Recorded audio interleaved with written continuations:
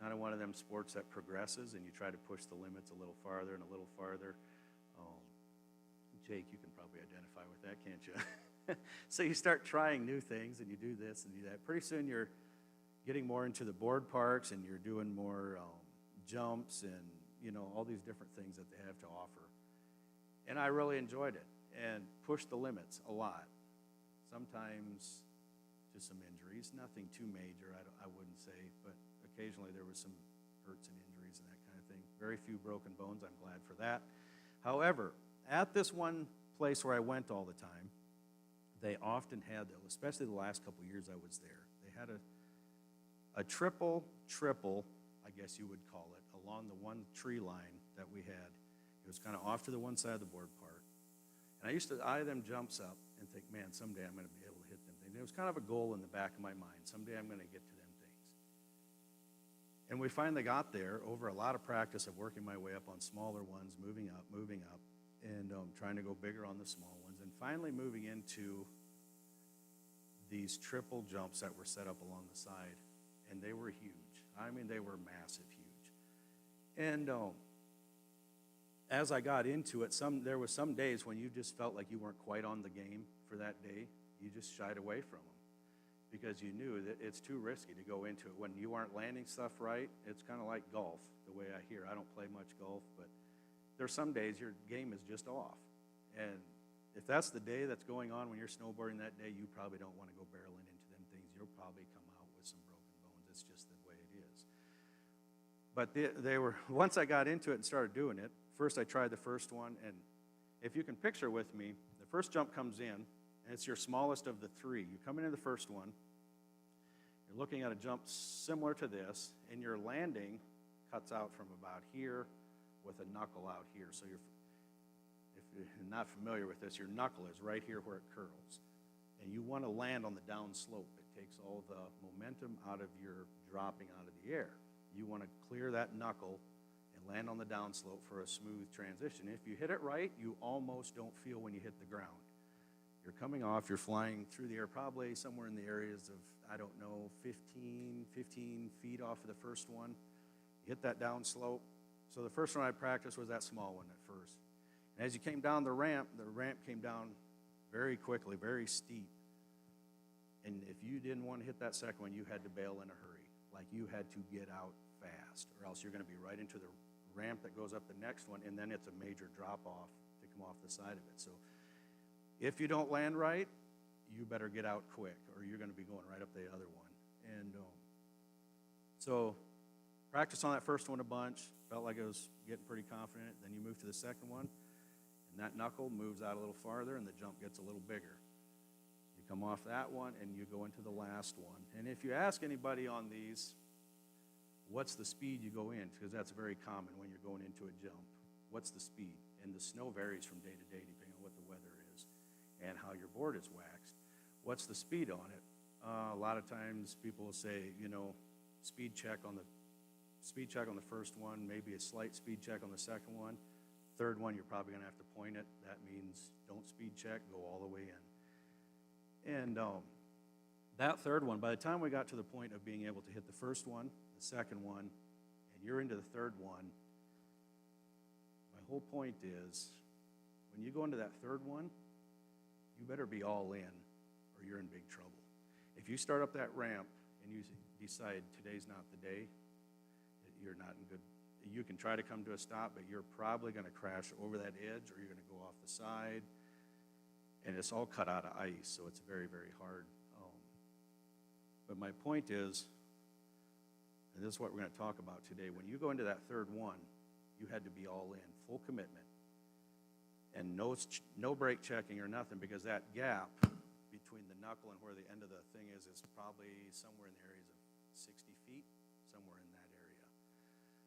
And if you don't, that is just to get over the knuckle, and if you don't make that knuckle, and on the smaller, I'm not sure I ever did it on the bigger one, but I know on the smaller ones, if you hit that knuckle, which I did a time or two, you very easily can hit your ears, hit your knees, you compress completely. It's very painful. But anyway, you snowboarders know what I'm talking about. It can be a bad situation in a hurry. On that third one, you absolutely don't want to hit that knuckle because you're in big trouble if you my point is, when you head into that, you had to be all in. If you're not all in, you're in trouble. And you guys have probably heard me say here in the last while about being all in, and that is our subject for today. What is it like in the Christian walk to be all in? You've heard me say it different times, and sometimes you just assume everybody knows what you're talking about. Today we're going to pick it apart a little bit more, but I need your input on it too, so there's going to be a lot of questions. And Douglas, you're back in here. Actually, I think he got you a mic, but I have one up here too. If somebody raises their hand and wants to put input into it, because I'm going to ask different questions, and I need your input on your guys' thoughts. It's almost like an open discussion, and I try to have some points as we go along here. Yeah. What is all in? What does all in look like to you? If somebody says, I am all in, what does that look like to you? What is, what would be another word? Fully committed, or that kind of thing. We're talking in the Christian life. If you are all in, what does that look like in your guys' eyes? Anybody. Anybody can raise their hand and make a comment of what you think. You guys were pretty open with Josh, and I'm hoping for the same thing here too. Go ahead, Douglas.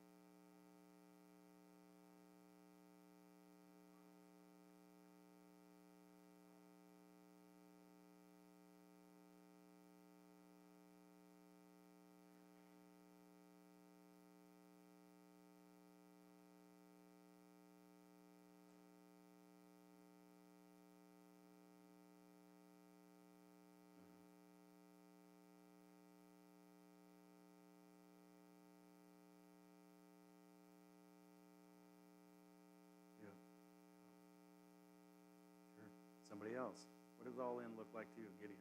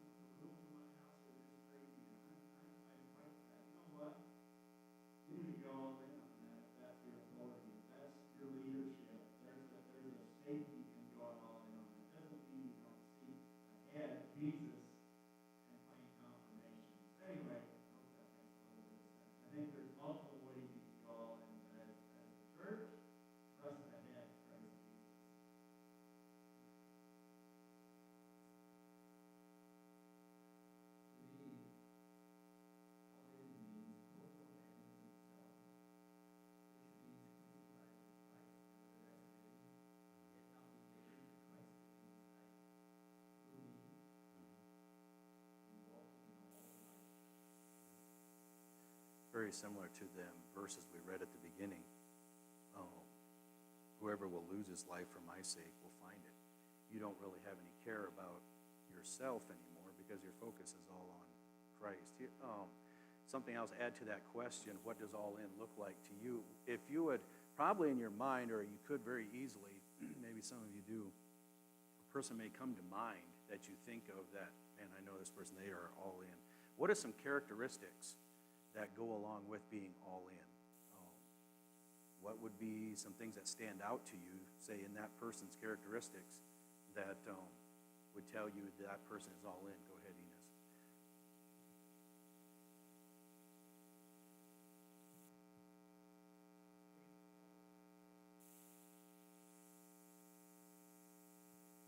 Mm-hmm. Yep. Very good. Go ahead, Annie. For me, I think it's honesty. I can try to hide from God. I can think I surrendered everything, but God knows.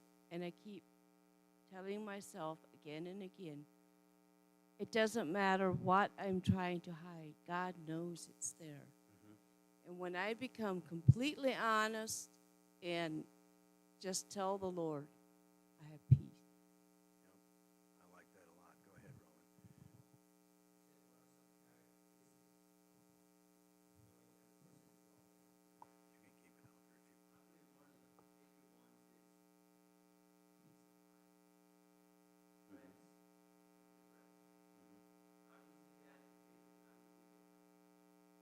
They're usually pretty calm, right? If you have a person in mind that you're thinking of, that person is usually pretty calm. Just kind of takes life as it comes because there is an underlying what in that person?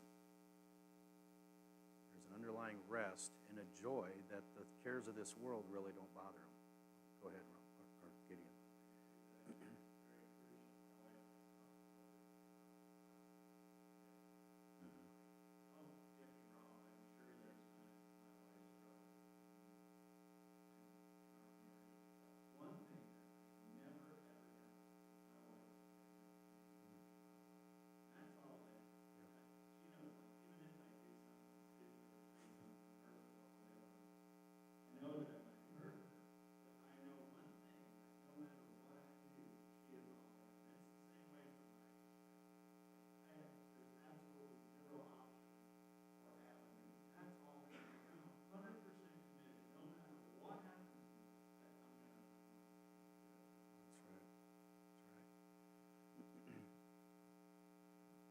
Anyone else? Go ahead, Perry. To the first and second commandments, while we're concerned about commandments. It's easy to say, I love the Lord with all my heart, or to say of someone else, they love the Lord with all your heart. That's not enough. There's 2 or 3 other things that belong there too. In one place it gives 2 others, and the other, I'll quote the one that says the 3 others. Thou shalt love the Lord thy God with all thy heart. Well, yeah, I do that. With all your soul. Well, how's that different from my heart? You can maybe write a book on that. I don't know. And with all your mind, there's the one I work on. I'm a very mental, intellectual person. And I like to think about everything. I like to think things through. But I've learned to cut my thoughts off so I can pray without ceasing. If I think, I try to think what the Lord is putting on my heart at the time, not the wonderful things I like to think about. And all your strength. We don't talk much about this. No church talks much about this, but just as the mission field requires money, prayer requires physical strength, requires calories. If you don't have calories to burn, you can't pray like Jesus did in Gethsemane. And there are times to pray like that, especially for souls. And my days of praying under heavy burdens like that are pretty well long gone. I don't have the physical strength to pray that way. I didn't mean to start a sermon here, but Jesus said, the children of darkness are wiser in their generation than the children of light. And I've heard this, and I hate to repeat it, but it's true. Someone was quoting someone else. I don't know who started this. This is decades old. But the church, I'm starting the quote, the church has to be of God. Because if any other business besides the church was to run the way the church is run, it would go out of business right away. The children of darkness are wiser in their generation than the children of light.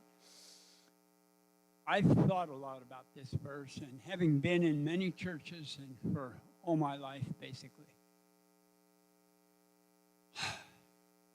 I've seen a lot that really could be changed and should be changed, but I've learned not to talk about most of it because you can't push it.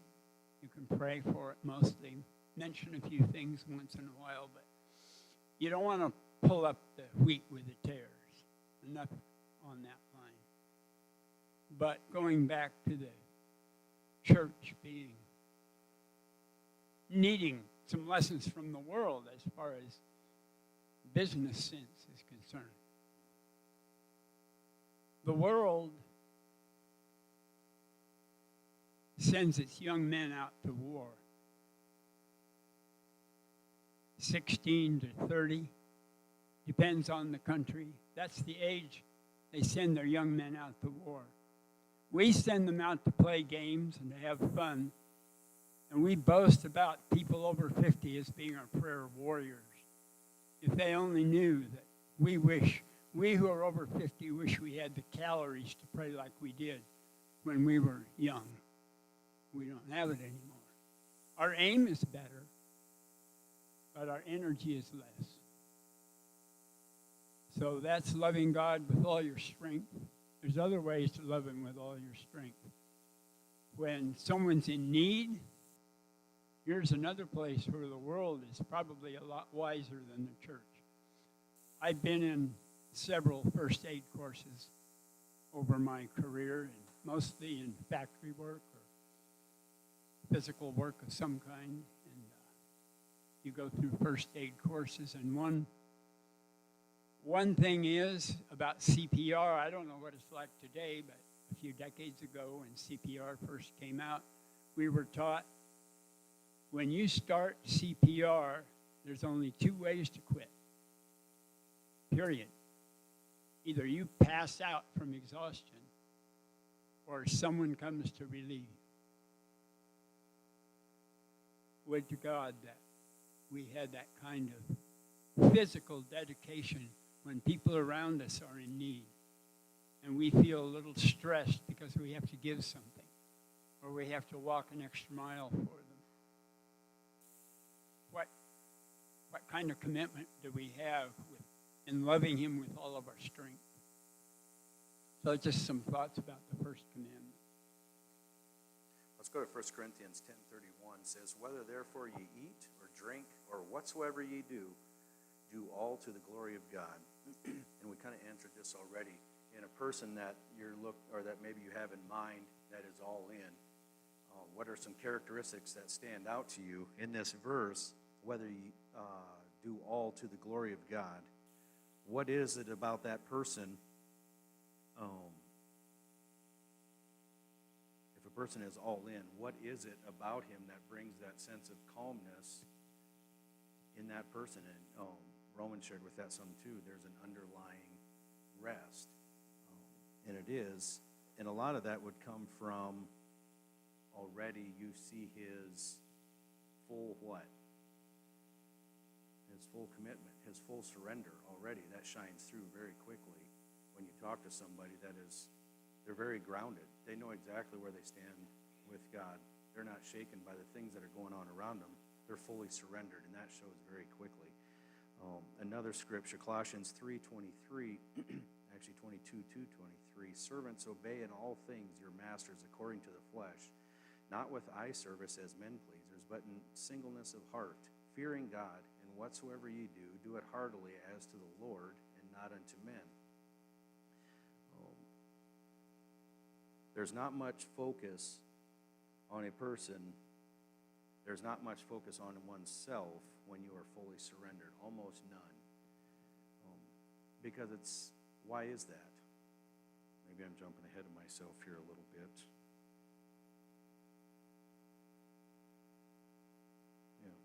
Why would that be? There wouldn't be a whole lot of focus on. Sorry, Karen, did you have something to share back here? You go ahead, go for it. That's what this is. I missed your hand or something back there. Sure, go. You can share. Go ahead. Say what you were going to say. Absolutely.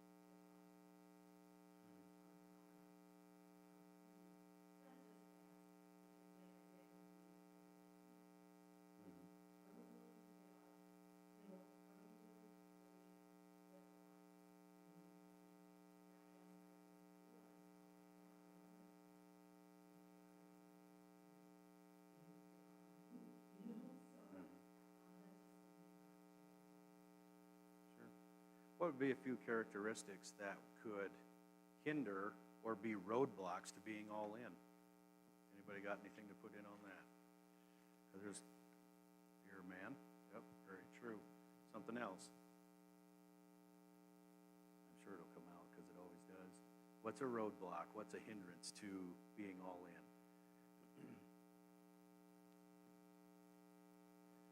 So, just holler it out, Perry. What is it?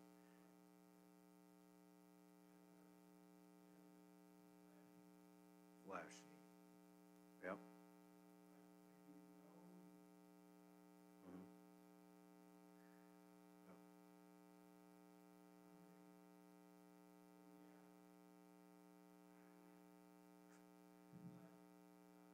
Yep. Yeah. Flesh. What's another one? What's some more? Roman. Values. Yep. How about pride? Pride gets in the way pretty quick. Bitterness, exactly. What's something else? Self, yep. Here's one I actually thought about just since I'm up here, and I think this can play into it too, is, okay, so, well, first let's talk about pride. I wrote down a few things here about pride. A self-centered person thinks of himself first. Simple as that, right? If you're self-centered, you think about yourself first. And you can usually pick that up pretty quick in a conversation when someone is pretty full of pride. It's all about them. It's all about the things they've done, they have accomplished. And it gets kind of a one-sided conversation, usually pretty quick, because it's all about that person. All the things they did, all the things they accomplished. They usually talk about themselves, not too much about God a lot of times. It's about their troubles, how people have treated them, poor me, poor me. But along with that, so I think that is one that can be a big roadblock. The bitterness can be a very big roadblock too, because your focus gets off of what the goal is, and it'll stick you right in there. This is a, I wasn't even going to share this illustration, but I'm going to keep moving. I'm not even going to go there for right now. Discipline. How many people think discipline, this could be a real controversy here, because there's an element of discipline that is very good in the Christian walk, but discipline can get in the way of you being all in for the Lord. Does that make sense to people? Should I explain it a little bit more? Your discipline, you get so disciplined doing your routine and how you think it should be done, which I would almost categorize as you're setting it up by self. This could fall into the next one that I'm going to talk about here in just a second, that your eyes are not even focused on what God has for you, but you are so ingrained into this is the way it needs to be that the discipline can take away from God even being able to work. Does that make sense? Goes back to the values of what are you basing your values off of? Here's another one. Does anybody know what an inner vow is? Somebody holler it out if you know what an inner vow is. Inner vow. Does that resonate with anybody? Do you know what an inner vow is?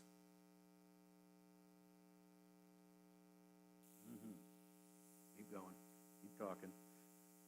That's exactly what it is. Does this ring true to anybody? A phrase like this. Has anybody heard this? My mom and dad used to parent like this, and I will never do that to my kids. Anybody hear that? Or how about this one? I hear this one all the time in my age group. I hear this all the time in my age group right now. I will never make my kids work as hard as I did. Anybody hear that?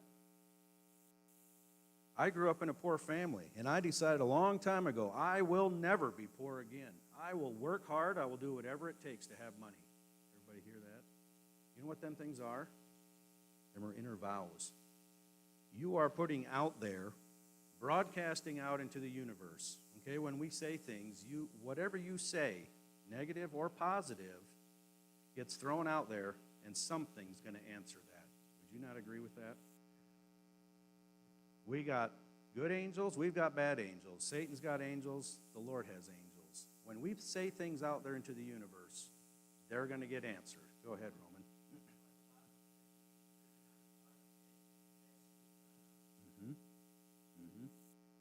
Them things are going to get answered. If you start speaking like this, I will never. You are forming all this around you, all from you. Would it not sound a whole lot better if your heart was all in for the Lord? Maybe you didn't agree with some ways that the way your parents treated you or that kind of thing, but you'd say, man, there's a lot of things that I see now that my parents did that I don't really want to practice myself, so I'm asking the Lord to show me new ways to walk with Him, to how I can parent. I can learn from them mistakes, and I can parent in a better way versus setting up everything the way you're going to do it, because I will tell you, with an inner vow, anyway, let's expound on that a little bit. What's wrong with the pictures of these inner vow things that I said there? I will never make my kids work as hard as I did. I hear that one quite a bit. Go ahead, Roman. A reactionary spirit quite often. Go ahead, Gideon.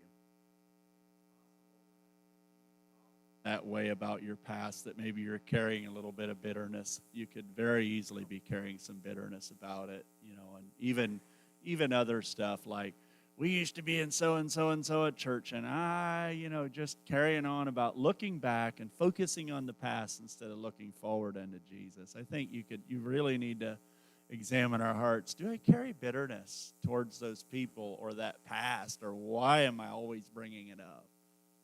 Goes hand in hand. That bitterness will creep in there so fast.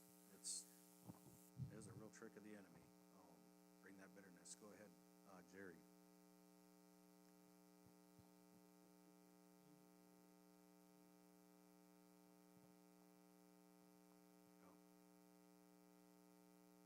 Just like pride, inner vows are rooted primarily in self. You see, life is all about me. Oh, that's what a person that makes inner vows, or that's all about self. It's all about me.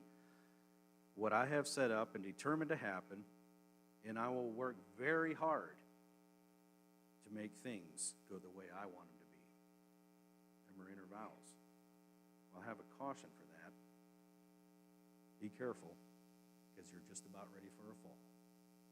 Because when you build it all up on yourself, right up here on Roman, because if you build it all up with yourself, go ahead, Roman.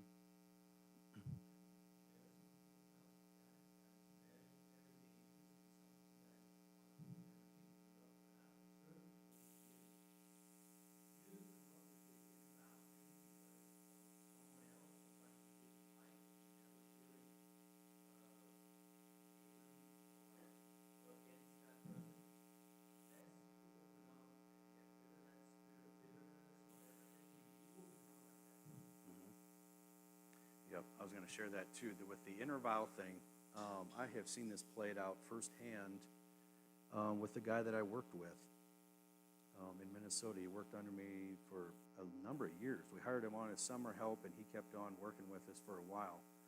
And he had a dad that was an extreme alcoholic, and he could not stand the stuff his dad was doing. Spent the evenings, the weekends, everything in the bar. He was a fun guy to be around. He worked at our local lumberyard, this guy's dad. He was fun to talk to, had a great sense of humor, but he was an alcoholic bad. And this guy that came and started working for us did good work and that kind of thing. He was fun to have around. He did not like what his dad was doing. He's like, I do not agree with what Dad does. He said, it's just terrible.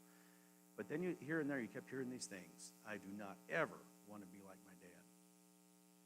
Well, I moved on. I left that job some years back. You know the road that guy's walking? Exactly the same. And we've seen this over and over. I think every one of you probably have an illustration of somewhere that said, I don't ever want to be like this, and they end up in the same path. And why is that? It's them inner vows. You sit there and proclaim, here's a twisted side. This is the way my mind works. So back years ago after we got married, this is ridiculous. Why do I say this stuff? Oh, years ago after we were married, I really wanted to move out here to Montana. So we got married in 2003. And so for a lot of years, I wanted to come out here. We'd come out here and make trips out here and stuff, and my wife was not on board at all. She was like, I don't know anybody out there. Prettiest place I've ever seen, but I don't want to live out there. I'm like, oh, man. So just to be dumb because of inner vows, I said, I will never move to Montana. Is that a good thing to do? It's called the reverse psychology. Here I am. No, I was just doing that for stupid. But oftentimes your inner vow that you start saying, I will never, because it's all based in you, that very thing is probably going to happen. Because it's all set on you. It's not, your focus is not on God and who is in control of everything. But he wants us to make choices for him and to put him first. That's the whole point of this all-in thing.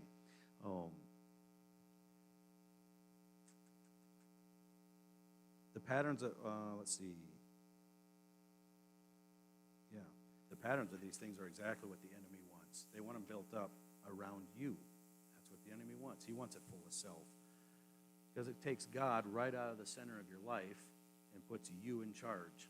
And that's exactly what the enemy's looking for. Sometimes it's very subtle, and you have to be very careful and break them things down of what is it? What's driving me to do this? What am I thinking in my mind? You got to get real with yourself and get to the bottom of it. Let's go to Ephesians 2, verses 8 and 10. Ephesians 2, verse 8, for by grace are you saved through faith, and that not of yourselves. It is the gift of God, not of works, lest any man should boast. For we are his workmanship, created in Christ Jesus unto good works, which God hath before ordained that we should walk in them. A workmanship created in Christ Jesus, not of ourselves. Oh, I love how that is, because that's really where it is. This life is not about ourselves. It has nothing to do with us. It has everything to do with him and how we walk with him. Oh. Here's another one that can be a roadblock. I hear this more in conversations, and I always kind of cringe when I hear it. When someone asks me, I don't hear it as much now, but I hear it in other conversations too. How's your spiritual walk going? Oh, what do you have to say about that? If someone asks me how my spiritual walk is going, I'm like, oh, can we separate that? That smart aleck side of me wants to come out and say, oh, can we separate that? I don't believe you can separate it. If you're a person that feels like you can separate your daily walk with your spiritual walk, it can't be done. Our spiritual walk is 24/7, 365, 24 hours a day. It's everything. And this is what being all in is. It's all of it. There was an illustration. I'm trying to think how it went. Roman, you shared it. A guy that, boy, how did that go? Was it about a song that was written? You shared here, was it on a Sunday evening or something like that? It might have been a Sunday morning. About a guy that, I think he wrote the song, and I forget which song it is that goes with it. But I remember thinking that guy was all in. Because right in front of him, I believe they took his son, and then they took the wife, or was it children first, and then they took his wife also? I was like, that's all right. Is that the song, No Turning Back? Yeah. That guy was all in. When I'm talking about all in, that's what I'm talking about. There's nothing going to deter me from keeping my focus on Christ. You can take everything around me, but I'm all in for the Lord because this life is about Him. I love that illustration. That just came to mind here as we were talking. Yeah, when Christ is at the center of your life, there is no separating it.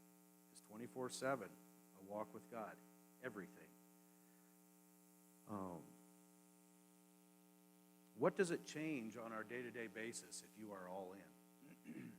What would be things that would change to what would normally be? That's kind of a hard one to answer. But there's things you're going to do differently when you are all in than it is if you just have them set up in the way you think they should be. Oh, I see. I need to bring this to a close here quickly.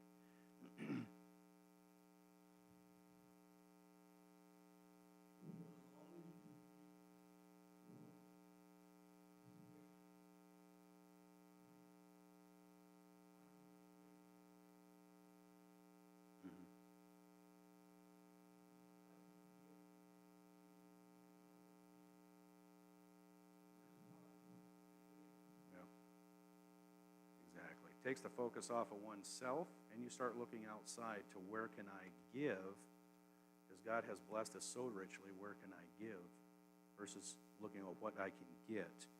I think right off the bat on being all in, it takes a commitment. And I'm going to read something here. This would be similar to, and this could be changed by any person here if you ever want to say this commitment to God, but this would be just the way I wrote it down in my own words of what I feel the first commitment of being all in is. And I think it's a following pursuit of God after this, but it would be something like, God, here I am, created in your image. But I keep doing the things the way I want them to be. So God, today I confess these things to you and want to make a change that everything about me I want for you. My thoughts, my talk, my actions, my wants, my entire being, I want for you, Lord. Wash me clean from head to toe. I think that falls right into that category of what Annie was talking about. Being honest. You've got to be honest and get to the bottom of every single thing. Don't hide anything, because God sees it all anyway. What are we trying to hide from anyhow? Everything from head to toe. Anything you want from me, I am willing to give to you, God. I am yours, Lord. Use me for whatever you want. Whatever you want to do with me, I'm here for you. That is the first commitment to being all in. In Exodus and Deuteronomy, there's several verses there, different places that talk about God being a jealous God. And, sorry, my mouth is dry.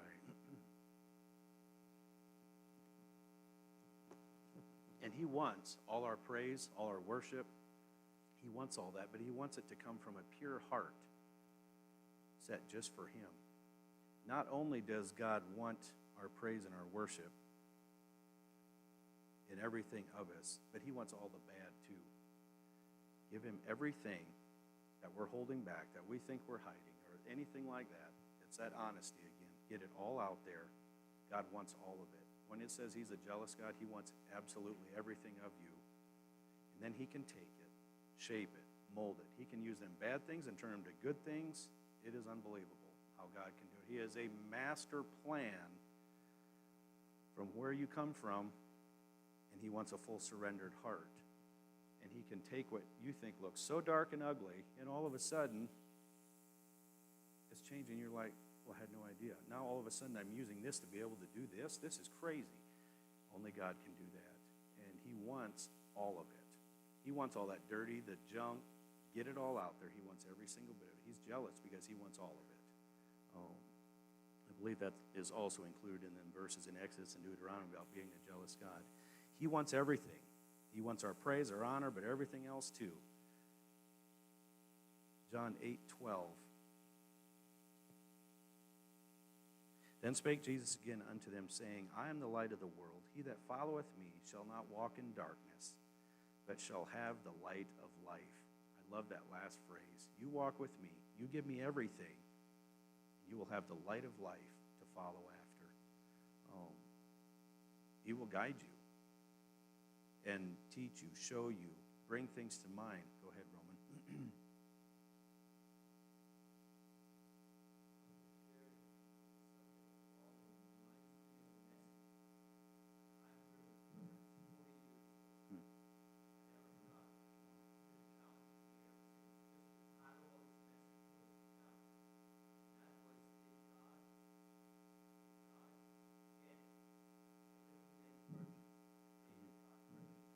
Oh, that's good.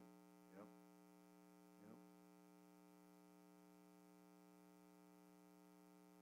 I'm just going to bring this to a close here. And the reason I say all this, and it kind of hit me to talk about this today, and I was like, how is that for us right now? And I want it to be on an everyday level for myself. It took me a long time. I have a passion for youth, and here it comes. It always does.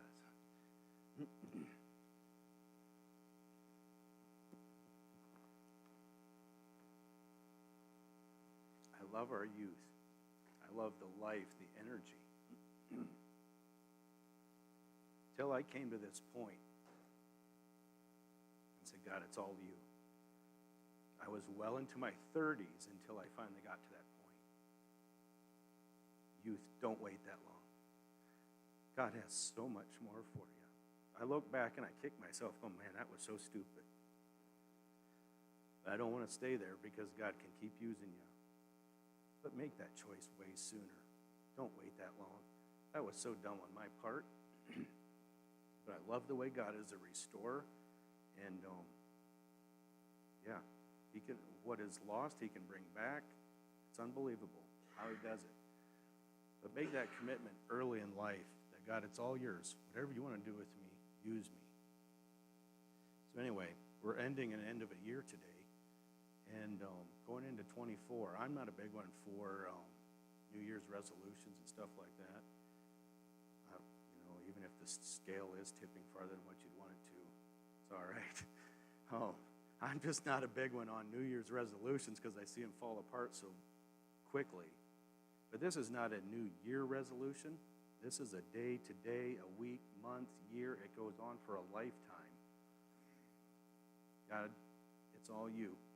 And you have to remind ourselves quite often of that. Man, I had to remind myself so often of that because right away the self wants to well up. And something that comes in.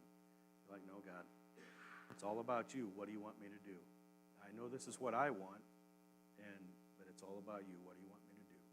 It's a day-to-day, month-to-month, week-to-week. Sometimes it's moment-to-moment in the hard times. God, you got to use me. Whatever you want to do, I wanted to do it the way you want me to do it. And so anyway, as we go into a new year, are we all full surrendered to him? All in. Are you all in? That's a challenge for today, and that's where I will leave it at this point. I'm not Not sure who's closing the service. Dennis, are you closing? All right.